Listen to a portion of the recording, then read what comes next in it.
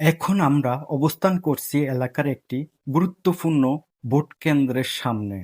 এখানে সকাল থেকেই ছিল ভোটারদের ব্যাপক উপস্থিতি।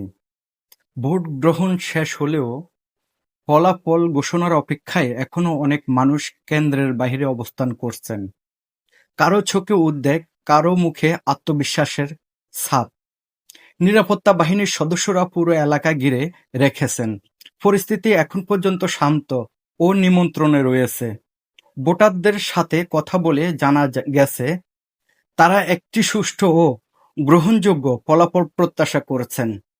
এখন সবার দৃষ্টি গণনা কার্যক্রমের দিকে। যে কোনো সময় ঘোষণা করা হতে পারে চূড়ান্ত ফলাফল। ফলাফল যাই হোক, স্থানীয় প্রশাসন সবাইকে শান্ত ও সংযত থাকার আহ্বান জানিয়েছে। ভোটের এই প্রতিক্রিয়ায় আবারও প্রমাণ হয়েছে, গণতন্ত্রের আসল শক্তি জনগণের অংশগ্রহণে। আমি রবিউল আলম রিপোর্টিং করেছি।